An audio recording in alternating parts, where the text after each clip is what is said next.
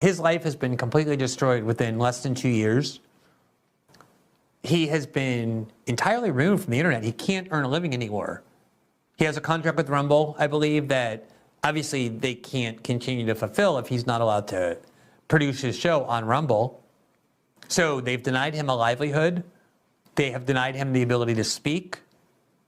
And yet he's never been charged with anything. These issues, these orders are issued with no due process. The judge just types out, he is hereby banned from speaking, and that's it. He has no idea what he's being accused of. It's Kafkaesque at best. And this judge just goes around routinely doing this, banning people from the internet, saying you cannot speak. Today, even though he's reduced to almost nothing, he has a very small audience in Rumble for the reasons I said. He's not, it's actually, some people have followed him, but it's been severely reduced. He can't speak on Twitter or Facebook or Instagram or any other platform, even though he's never been charged with the crime. Just by decree, he's silenced. Today, the court announced that they are formally opening a criminal investigation into him, either because of things he said or because of suspicions that he didn't obey the first order to stay silent. He apparently has been fined 300,000 reais, which is the equivalent of roughly 75,000 American dollars. Again, all based on no process. He has had no opportunity to go in with lawyers and be advised of the charges or contest them or do anything else. His life has been dismantled and he's been silenced, and now he's fined with no due process, just an order of a decree by a judge. And he is banned permanently, or at least indefinitely rather, from speaking on any platform. He can't defend himself, he can't speak, he can't have a show, he can't speak about politics. He has a tape over his mouth, he's silent. It's shocking.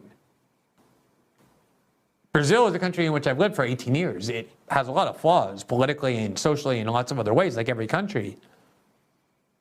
But it has always been basically a democracy.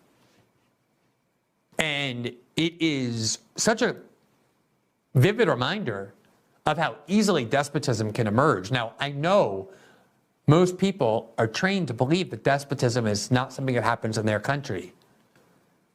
And especially when it's being done in the name of a cause that they really believe is righteous, like stopping Trump or stopping Bolsonaro and his movement, they're convinced they're fighting Nazis. There's a leading congressman who's a social media influencer who is one of Lula's most vocal supporters, who is advocating that Bolsonarismo, the movement behind Jair Bolsonaro, be treated like Nazism and be criminalized and outlawed, meaning half the country of Brazil would either be forced to remain silent about their political views or be turned into felons by expressing their support for Bolsonarismo, which would now be a crime.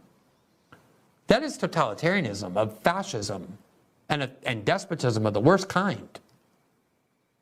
And again, to watch how it can happen, just materialize so quickly and with so little opposition. And I say this because this is what's coming. That is what these indictments are about. It's an attempt to criminalize disinformation.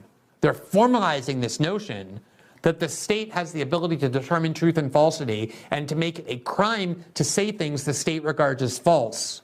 That is what this entire industry is for and what this entire movement is about.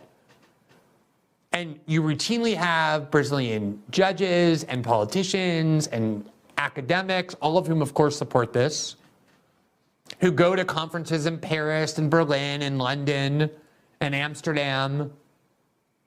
They get these nice trips because Europe is very interested in what's happening in Brazil when it comes to how they're censoring the internet, because they want to see how far they can go without public pushback.